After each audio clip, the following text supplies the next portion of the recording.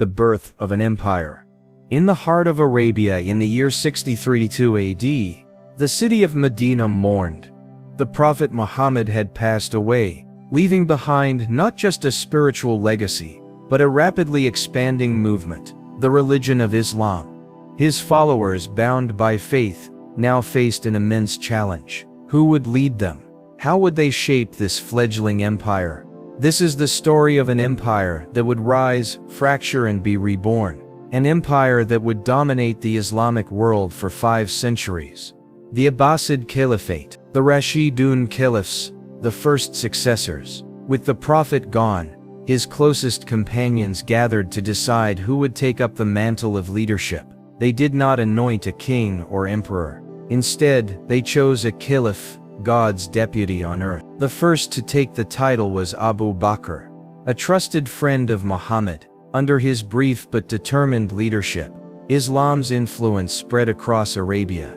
But it was his successors, Umar, Uthman, and Ali, who would propel the new faith onto the world stage. Under Caliph Umar, Islam expanded beyond Arabia, striking at the heart of 2 ancient empires, the Byzantines and the Sassanids. These superpowers had been locked in decades of war, leaving them vulnerable to the disciplined and fervent Muslim army. The once mighty Sassanid Empire had collapsed, and large portions of the Byzantine Empire had fallen under Islamic rule. But this expansion was not without turmoil. The third Caliph, Uthman, was assassinated, plunging the empire into its first major conflict, the First Fitna, the First Civil War, Ali versus Muawiyah.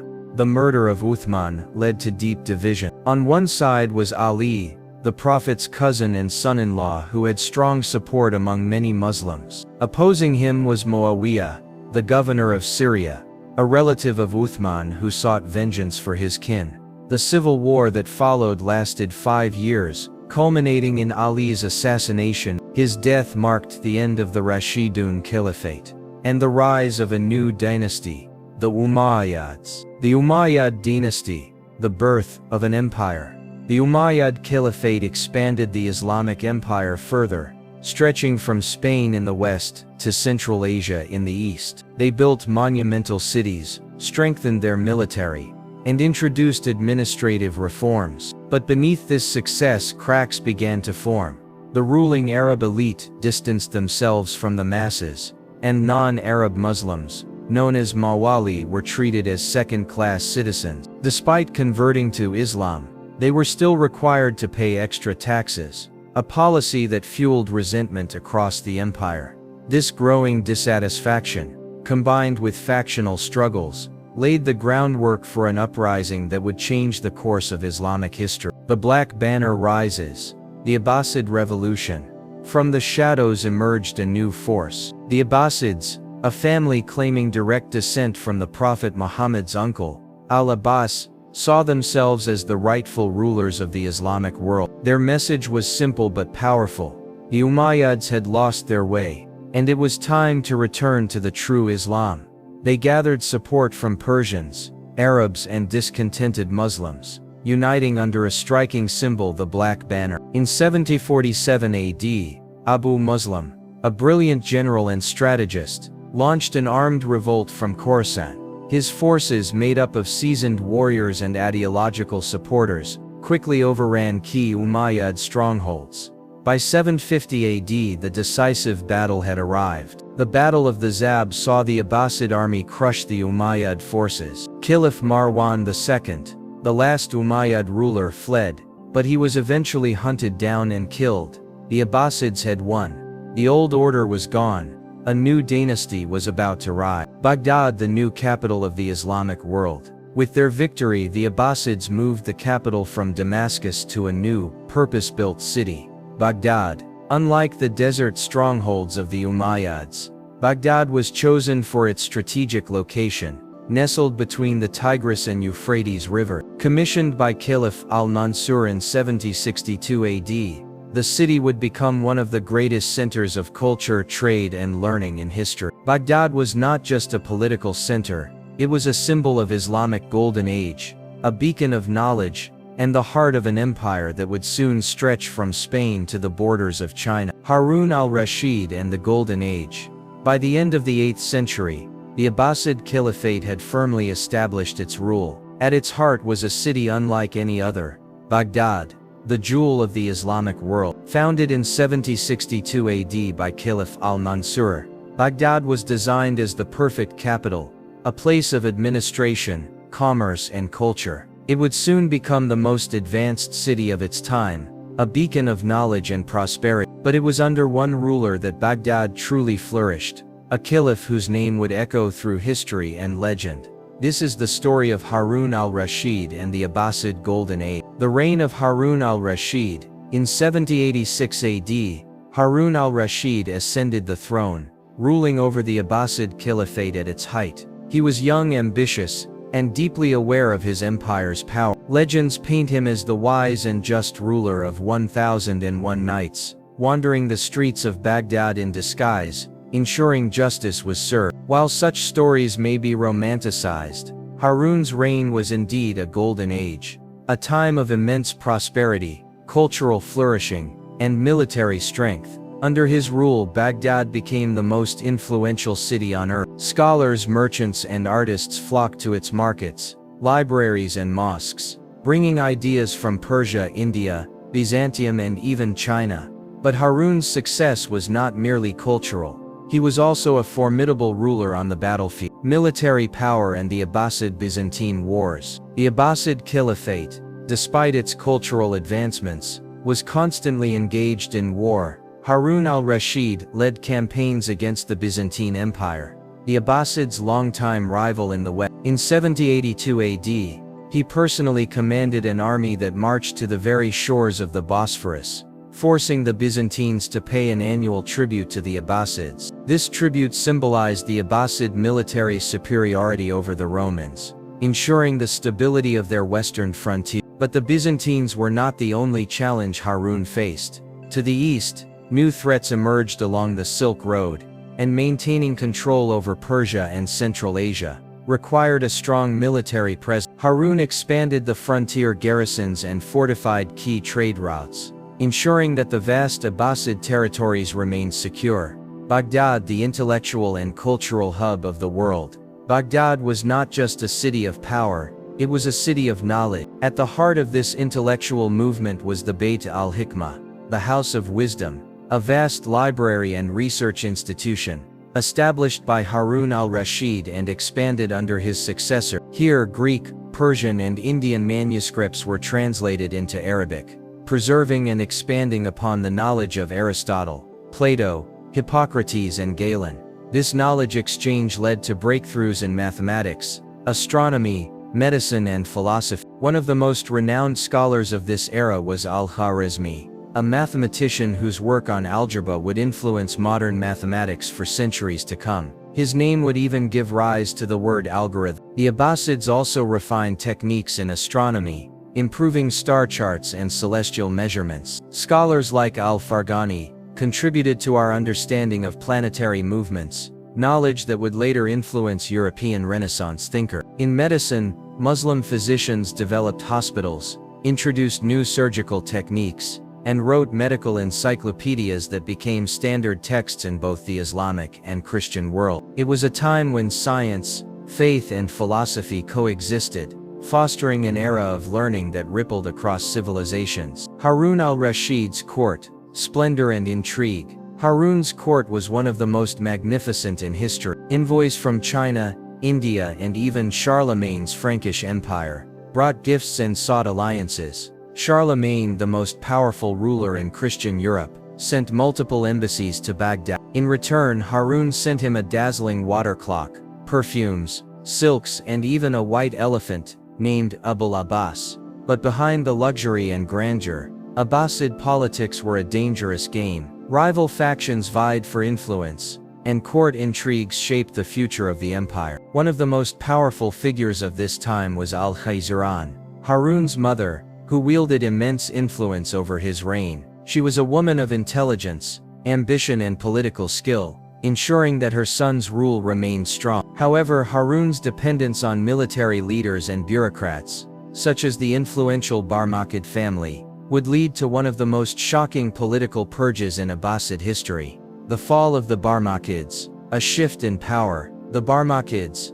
a Persian family of bureaucrats, had served as chief ministers under the Abbasids, helping to organize administration and expand the empire's wealth. But in 803 AD, Harun suddenly turned against them, stripping them of their power, imprisoning their leaders and executing some of their most influential members. The reasons remain unclear. Some historians suggest that the Barmakids had grown too powerful, while others believe that Harun sought to centralize his rule and remove any competing influence. Regardless, their downfall reshaped Abbasid politics, with the Caliph relying more heavily on Turkish and Persian military officers. The last years of Harun al-Rashid, a divided empire. By 809 AD, Harun al-Rashid's rule was coming to an end, but his greatest mistake was yet to unfold. Before his death, he divided his empire between his two sons, al-Amin to rule from Baghdad, al-Mamun to govern Khorasan in the east. Harun believed this arrangement would preserve stability, ensuring Abbasid rule for future generations. But it would do the opposite. Just months after Harun's death, the Abbasid Empire was plunged into civil war. The brothers turned against each other, leading to a conflict that would tear the empire apart. The Abbasid Civil War and the rise of the Mamluks. By the beginning of the 9th century, the Abbasid Caliphate stood as the most powerful empire in the world. From the Atlantic Ocean to the borders of China, its lands were vast. Its cities, Baghdad, Samarra and Kufa, were centers of knowledge, commerce and culture. Under Caliph Harun al-Rashid, the Abbasids reached the pinnacle of their power. But as the Caliph lay on his deathbed in 809 AD, he made a fateful decision, one that would tear the empire apart. This is the story of the Abbasid Civil War and the rise of the Mamluks. The division of the empire. Harun al-Rashid's decision seemed logical at the time. He split the empire between his two sons. Al-Amin the elder was given the western half, ruling from Baghdad. Al-Mamun the younger was given the eastern half, ruling from Khorasan. Harun believed this arrangement would ensure stability, but he underestimated the ambitions of his son. Within months of his death, rival factions began to form. The empire that Harun had built was about to descend into chaos. The Abbasid Civil War. Ignoring his father's wishes, he declared himself the sole ruler of the caliphate, stripping his brother al-Mamun of his authority. Al-Mamun, ruling from Khorasan, was furious. He gathered his elite Persian and Central Asian forces, preparing for war. In 811 AD, his army, led by the brilliant general Tahir ibn Hussein, marched on Baghdad. What followed was a brutal 2-year siege, one of the bloodiest in Abbasid history. Baghdad's streets ran red with blood as al-Amin's forces desperately defended the city. The city's food supplies dwindled, leading to famine and suffering among its people. As the walls crumbled, al-Amin tried to escape, but he was captured and executed. With al-Amin dead, al-Mamun emerged victorious, but the war had crippled the empire. Baghdad, once the heart of the Islamic world, lay devastated, and more danger loomed on the horizon. The rise of the Turkish military elite. To secure his rule, al-Mamun needed a powerful army. He turned to Turkish slave soldiers, known as Mamluk. These warriors, taken as children from the steppes of Central Asia, were trained in the art of war and given an elite status in the Abbasid army. They were fierce horsemen capable of fighting in swift cavalry raids, experts in archery with deadly precision on the battlefield, loyal only to their commanders, making them a powerful political tool. At first, the Mamluks secured al-Mamun's rule, but over time they would become more powerful than the caliphs themselves. Al-Mamun's controversial reforms. Al-Mamun was not just a warrior, he was also a scholar. He believed the caliph should be both a ruler and a religious leader. He introduced a radical religious doctrine, known as the Hikmah. This was an Islamic inquisition, forcing scholars to accept his interpretation of Islam. The most controversial aspect, al-Mamun declared that the Quran was created, rather than being eternal. Many traditionalist scholars rejected this idea. One of them was Ahmad ibn Hanbal, a revered Islamic jurist, who refused to submit to the Hikmah. He was imprisoned and tortured, but his resistance gained widespread support. The Hikmah weakened al-Mamun's popularity, leading to massive unrest across the empire. By the time he died, the Abbasid Caliphate was fractured and unstable. The shift of power, from caliphs to military commanders. After al-Mamun's death, his brother al-Mu'tasim took power, but unlike his predecessors, he was not in control. His Mamluk generals, al-Mu'tasim relied heavily on Turkish military leaders, giving them high-ranking positions in his court. To keep them loyal, he moved the capital from Baghdad to Samarra, creating a new city just for his Turkish troops. But this backfired. The Turkish generals, now drunk on power, started eliminating any caliph they disliked. Over the next few decades, caliphs were overthrown and assassinated at will. The Mamluks became the true rulers of the empire. The Abbasid caliphs became powerless figureheads. What had once been the greatest empire in the world was now controlled by military elites. The Abbasids had lost their grip on power,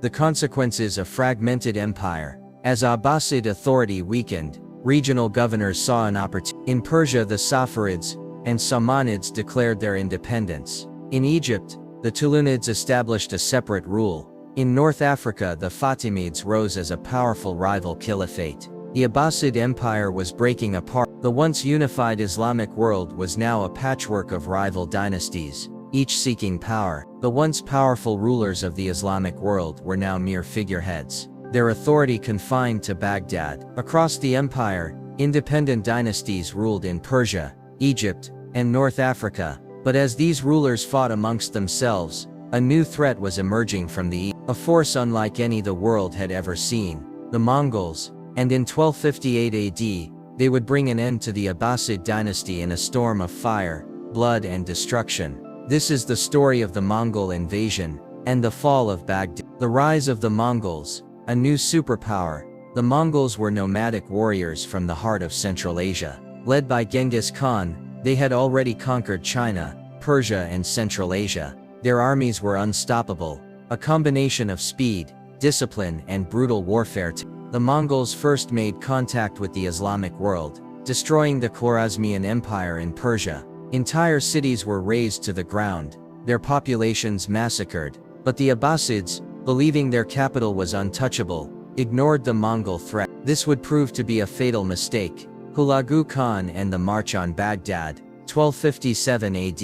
In 1257 AD, the Mongol leader Hulagu Khan received orders from the great Khan Mongke: destroy the Abbasid Caliphate, leave no survivors. Hulagu assembled a massive army, including Mongols, Persians, and even Christian allies. He sent an ultimatum to the Abbasid Caliph al-Mu'tasim. He believed that Baghdad's great walls and divine protection would shield the city, so Hulagu marched on Baghdad, determined to wipe it from history. The Siege of Baghdad, January 1258 AD. On January 29, 1258, the Mongols surrounded Baghdad. They set up siege engines and catapults, launching boulders and fireballs into the city. The Abbasid defenders, poorly trained and outnumbered, struggled to hold the walls. Hulagu ordered his forces to cut off Baghdad's water supply, sealing the city's fate. After just 2 weeks, the walls of Baghdad collapsed. On February 10, 1258, the Mongols entered the city.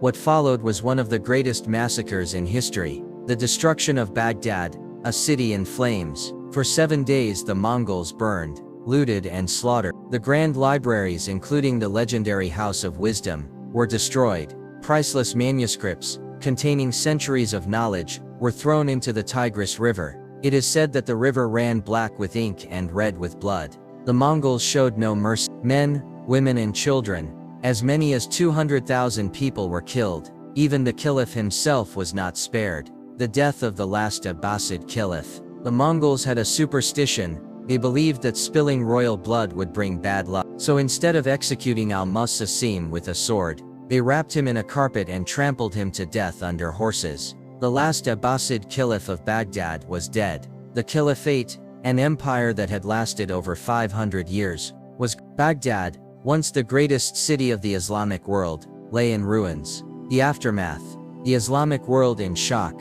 The fall of Baghdad shocked the entire Muslim world. In Cairo, the Mamluks vowed revenge. In Persia, Muslim scholars mourned the loss of knowledge. In Europe, Christian rulers celebrated the Mongol victory. But the Mongols were not finished. They continued their conquest, moving towards Syria and Egypt, determined to crush the last remnants of Abbasid rule. the Islamic world stood at the brink of annihilation. But then a new power would rise to stop the Mongols. A power that would avenge Baghdad. The Mongols had razed Baghdad, massacred its population, and executed the last Abbasid Caliph, al-Mu'tasim.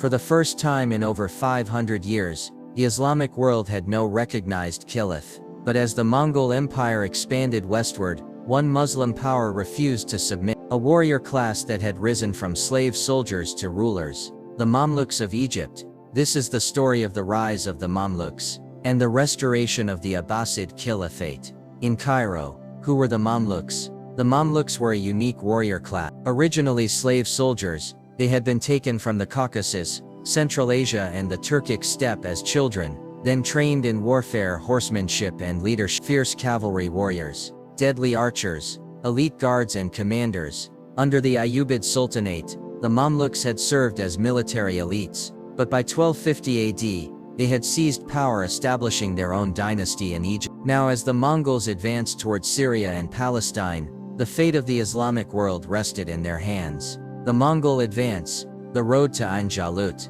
After destroying Baghdad, the Mongols turned their attention to Syria and Egypt. In 1260 AD, Hulagu Khan's forces captured Aleppo and Damascus, crushing all resistance in their path. The next target was Cairo, the last major Islamic stronghold. But just as the Mongols prepared for their final invasion, something unexpected happened. The death of the Great Khan, a turning point. In 1260 AD, Mongke Khan, the Great Khan of the Mongol Empire, died. This triggered a succession crisis. Hulagu halted his advance on Egypt, and returned to Mongolia, leaving behind a smaller force under his general Kit. Sensing an opportunity, the Mamluks prepared to strike back.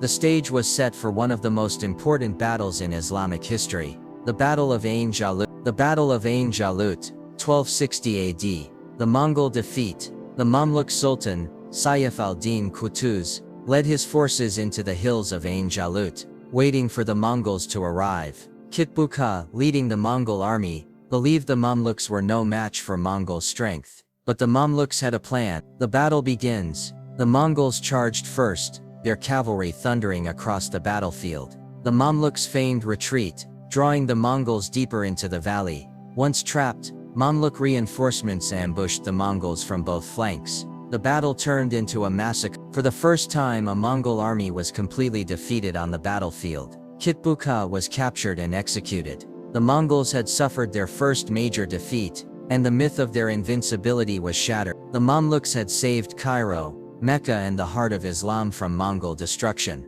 The restoration of the Abbasid Caliphate, in Cairo, 1261 AD. After their victory at Ain Jalut, the Mamluks sought to restore Islamic unity. In 1261 AD, they discovered a surviving Abbasid prince, a relative of the slain Caliph al-Mu'tasim. He was brought to Cairo and formally declared the new Abbasid Caliph, al-Mu'tasim. This was a symbolic moment. The Abbasid Caliphate was restored, but it had no real political power. The Mamluks ruled as sultans, while the Caliph was a religious figurehead. For the next 250 years, the Abbasid Caliphs of Cairo would exist as spiritual leaders, while the Mamluks controlled the Islamic world's military and political power. The Mamluk Sultanate, the new guardians of Islam. Under the Mamluks, Cairo became the new center of Islamic civilization. Great mosques and madrasas were built, including the famous Al-Azhar University. Trade flourished, connecting the Islamic world with Europe,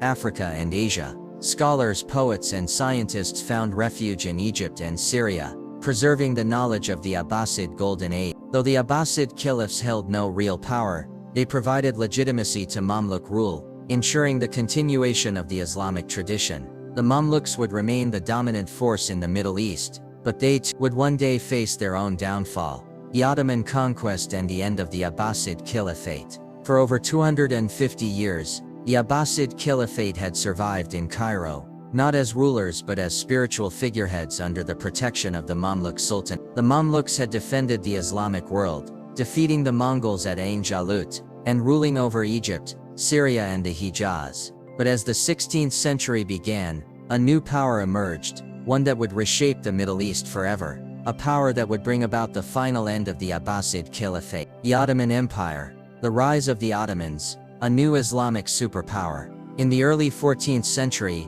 a small Turkic principality in Anatolia began expanding. This was the Ottoman Beylik, named after its founder Osman. Over the next 2 centuries, the Ottomans grew into a vast empire, conquering Constantinople 1453 AD, bringing an end to the Byzantine Empire, the Balkans, Greece and Hungary, expanding into Europe, Persia and Mesopotamia, challenging the Safavid Empire. By the early 16th century, the Ottomans were the dominant Islamic power, and their Sultan Selim I had set his sights on Egypt. The Mamluk-Ottoman conflict, the battle for the Islamic world. The Mamluks, though once formidable warriors, had grown weaker over time. Their army relied too much on cavalry, while the Ottomans had advanced gunpowder weapons. Corruption and internal struggles weakened their leadership. Meanwhile, the Ottomans had perfected military strategy, using cannons and muskets to dominate battlefields. In 1516 AD, Selim I launched his invasion of the Mamluk Sultanate.